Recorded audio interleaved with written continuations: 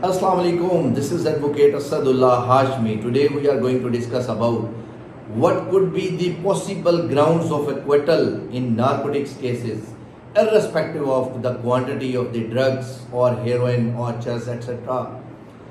Number 1, अगर police की testimony में कंट्राडिक्शन आ जाए तो देन एक्विटल 100%। नंबर 2, अगर एफआईआर में डिले है तो डेफिनेटली आपका ग्राउंड बन सकता है एक्विटल का।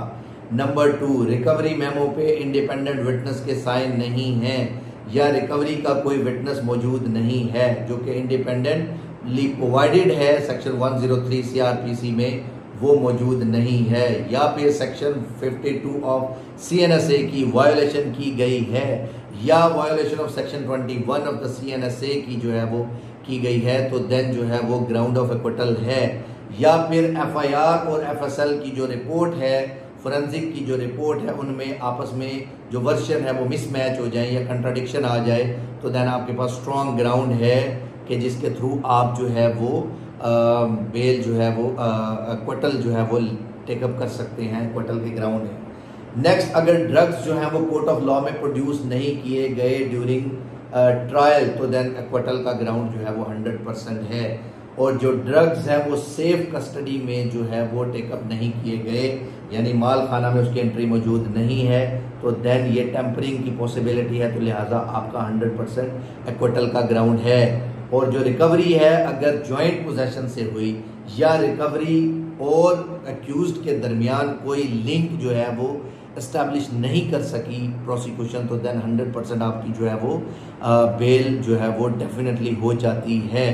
अच्छा, अक्यूज जो है वो फर्स्ट ऑफेंडर है या फिर फॉर एग्जांपल जो केमिकल रिपोर्ट है, फोरेंसिक रिपोर्ट जो है वो उसमें डिले है, सील ऑफ दी जो भी ड्रग्स के सैंपल भेजे गए थे उसकी सील वाज ब्रोकन, जो कि जो है वो एफएसएल ने जो है वो जो है उसको रिपोर्ट में जो है वो ओपिनियन में प्रोवाइड किया कि ड्रग्स की जो है वो रिपोर्ट में कि जी वो जो ड्रग्स के अंदर या क्वांटिटी के अंदर कोई मिसमैच हो जाए तो देन आपका स्ट्रॉन्ग ग्राउंड है। या at the time of recovery accused present नहीं है तो देन ये स्ट्रॉन्ग ग्राउंड है आपके लिए जो है वो एक्विटल का। इसके अलावा अगर फॉर एग्जांपल आपसे रिलेटेड अगर आप आजकल जो है normally honourable high court and supreme court ने जो है वो इसको कैटेगोरिकली जो वीडियो है, वीडियो रिकॉर्डिंग जो है इंसिडेंट की, उसको जो है वो important part of the investigation कर दिया कि अब मस्ट है कि आप उसको रिकॉर्ड भी करें फॉर द सेक ऑफ कि वो जो है आपको अल्टीमेटली जो है वो ताकि उसमें मजीद जो है वो क्लैरिटी आ जाए, because it's a heinous offence और उसमें पनिशमेंट जो है वो अप टू डेथ सेंटेंस है।